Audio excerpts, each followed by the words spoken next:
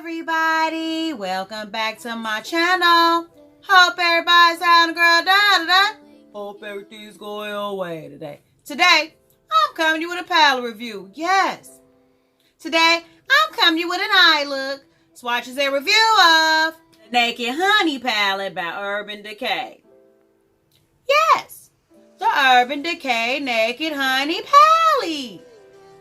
So, if you want to see how the palette performs and get my take on this here palette, then just everybody, let's get started. Man, okay guys, so yeah. First and foremost, let's address the elephant in the room, guys, yeah. Your girls not wearing any makeup. And I really want to keep on the full face of makeup I had on during the demo, but the way your girls' allergies are set up, yeah. My eyes are running like a faucet. They are running like crazy. And as much as I try to continue to patch up my makeup, yeah, my concealer just kept on creasing. So I'd rather come to you guys, my peeps, with absolutely no makeup than have done makeup and cause a distraction. And besides, guys, if my girl Niecy Pizza, is it Niecy Pizza or Niecy Pizza? Is it Niecy Pizza?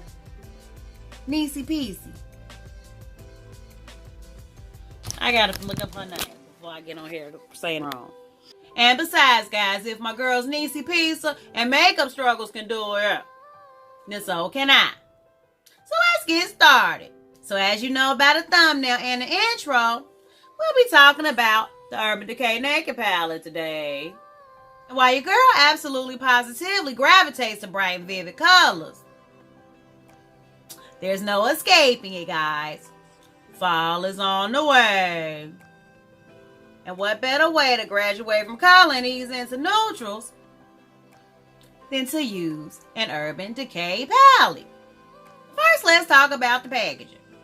The packaging is really cute. It has Naked Urban Decay Honey written on the front.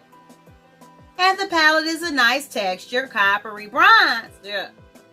Your girl's totally here for the packaging.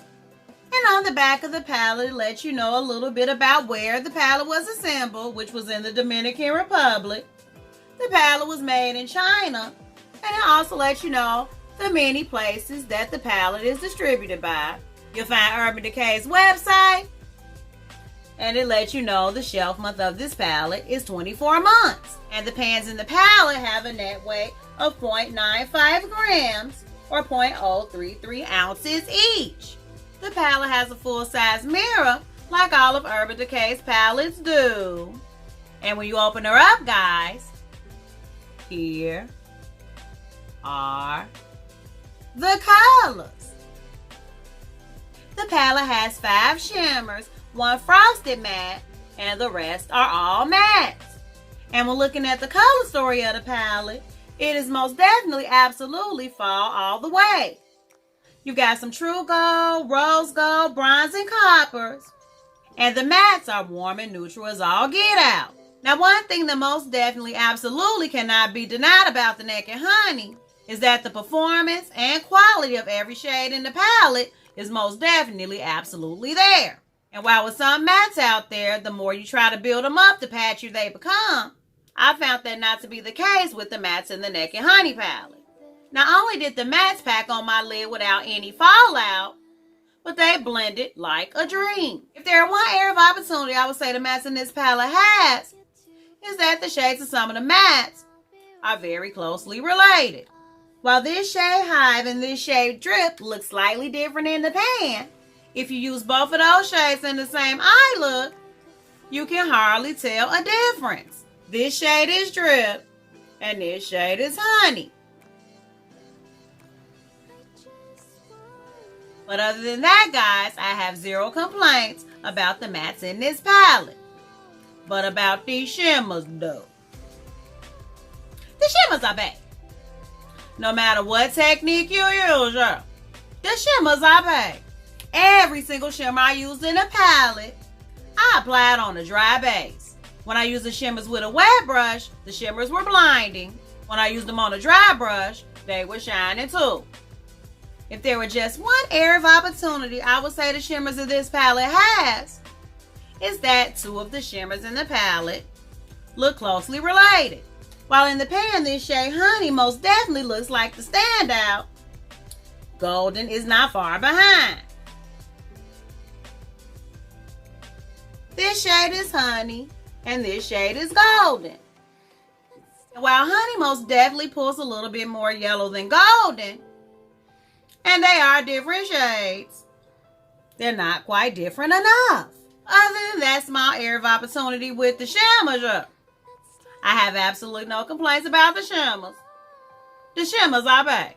And while the Naked Honey is definitely indeed its own palette, it's nothing groundbreaking, nothing we haven't seen before. While Urban Decay indeed did it quite well when they did the Naked Honey, they most absolutely positively didn't do it first. There are actually two palettes in my collection that the Naked Honey reminded me of when I was using it. The first palette, which was actually brought to my attention by my girl DJ, the Warrior by Juvia's. When looking at both palettes stacked one on top of the other, you can most definitely see the inspiration. And of course, when it comes to the quality, Juvia's and Urban Decay run neck and neck. But there's one more palette that I have in my collection that goes back even farther than that. The Morphe 35R. When looking at these two palettes stacked one on top of the other, there's really nothing else to say. These are the shimmers from the 35R palette. And these are the shimmers from the Naked Honey palette. And yes, the shimmers in the 35R palette are most definitely hanging with the shimmers from the Naked Honey palette. Now I know what you guys, my peeps, are probably already thinking.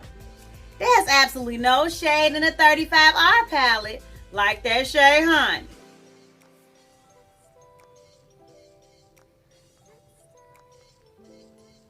It may not exist in the 35R palette, but I have a palette in my collection that does. In my Saharan by Juvia's. This shade Wudabi here. This is Wudabi from the Saharan palette. And this is Honey from the Naked Honey palette. Let me put it up a little bit closer. Let me put it up a little bit closer so you can get the gist. That said, guys, while the Naked Honey palette is indeed quite pretty, it's definitely nothing unique. So now for the $1 million question. Do I recommend the Urban Decay Naked Honey palette? If you have any of the other warm tone palettes I showed you in this video there, I would say you probably don't need the Naked Honey palette. If you're someone who enjoys Urban Decay formulas, are a collector, and absolutely love warm tones, then I believe you won't be disappointed should you decide to pick up the Naked Honey palette. So now that we got that part done, enough all the yapping. First we're going to get into the swatches, and then we're going to get into the eye look. Just sit back, relax, and enjoy. I want to thank you guys so much for watching. If you like this video, give it a thumbs up. Subscribe to my channel. It only gets greater later, guys. It only gets greater later. So until next time, guys, stay real, stay positive, stay up, and damn it, you better watch, fight, and pray. Let's get into these swatches, though. Holla! We've got Flyby, Sweet, Swarm, and Amber, Golden, Honey, and Queen. We've got Hive, Drip, and Sting.